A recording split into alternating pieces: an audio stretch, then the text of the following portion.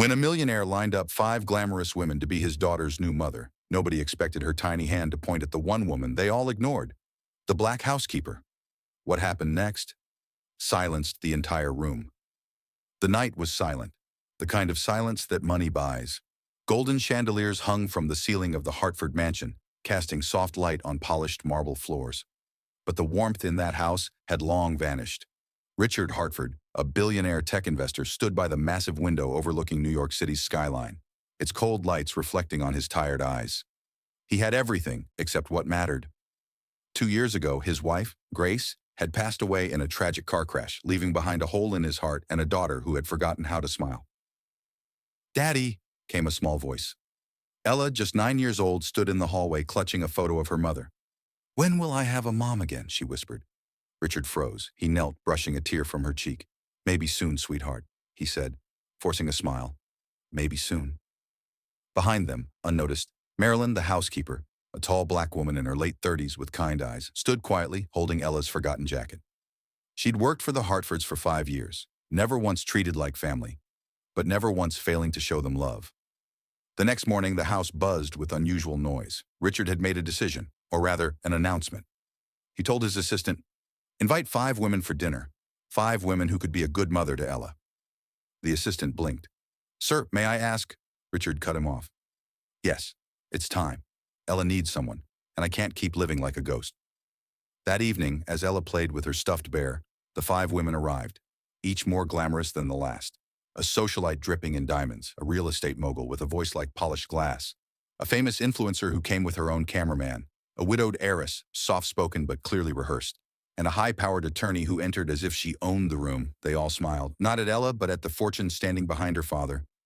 The long oak dining table looked like a magazine cover, crystal glasses, silver cutlery, and the quiet hum of pretense. Richard sat at the head, Ella to his left, the 5 women in a row, performing their best version of warmth.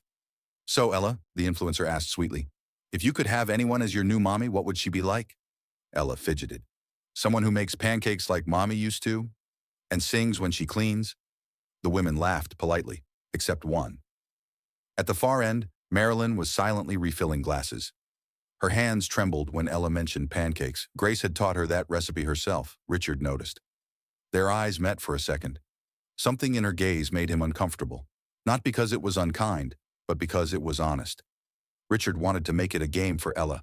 "Sweetheart," he said, forcing cheer, "why don't you choose? Who do you think could be your new mom?" The room fell quiet. Ella looked around, at the shining jewelry, the manicured smiles, the expensive perfume clouding the air, and then she turned toward the corner. "Can I choose, Miss Marilyn?" The laughter that followed wasn't cruel. It was worse. It was condescending. The influencer giggled. "Oh, honey, she's not." But Ella stood up. She is.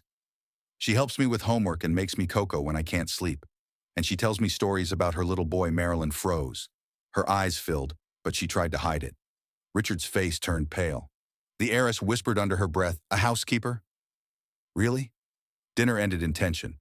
The guests left one by one, their heels clicking like judgment.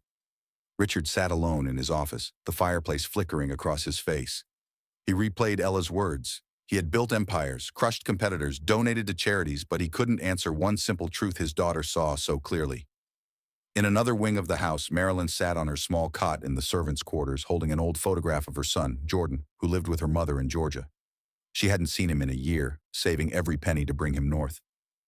She whispered to herself, "You're doing this for him, baby, for his future."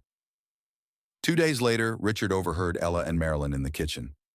"Miss Marilyn," Ella asked, "why don't you sit with us when we eat?" Marilyn smiled gently. "Because it's not my place, sweetheart. Daddy said you help with everything. Doesn't that make you family?" The question shattered something inside Richard. That night, he stood in the dark hallway outside Marilyn's small room. He could hear her praying softly, not for herself, but for Ella and for Richard's peace.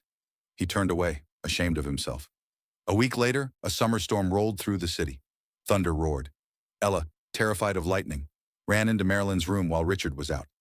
Marilyn wrapped her in a blanket, singing softly, an old gospel lullaby. When Richard returned and saw them asleep on the small bed, his heart broke. He saw what love looked like, simple, pure, without motive. The next morning, he called a meeting. The 5 women were invited again. Marilyn, unaware, was told to help serve. Richard stood before them all. Thank you for coming again, he said, his voice calm but heavy. Ella made her choice that night, and I think she saw something I didn't. The women smiled, expecting a grand announcement. He turned toward Marilyn, who stood quietly holding a tray. Ella chose you, Marilyn. And I think she was right. The room froze. Gasps, whispers, disbelief. The influencer's jaw dropped.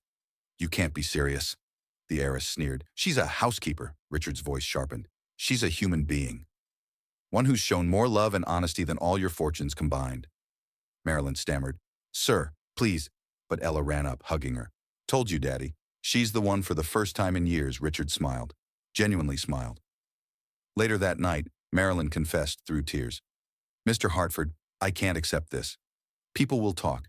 I'm not educated like them. I'm just trying to build a better life for my boy. Richard replied softly, You already did. For my daughter. He placed an envelope on the table. Plane tickets to Georgia. Go get your son. Bring him home.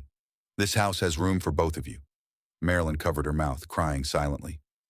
Why? Why would you do this for me? Because you reminded me what grace looks like, he said. And maybe that's what love really is. A week later, the mansion felt alive again. Sunlight poured through the windows. Laughter echoed down the hall. Marilyn's son, Jordan, chased Ella through the garden, their laughter mixing like music. Richard watched from the porch, coffee in hand, smiling quietly as Marilyn joined them, no longer in uniform but in a simple summer dress. Ella called out, Daddy, come play. He walked down the steps, heart light for the first time since Grace died. The world outside might still whisper, might still judge, but inside that home, love had found its voice again. And sometimes the richest hearts are the ones the world overlooks. Wealth is not defined by what's in your bank, but what's in your heart.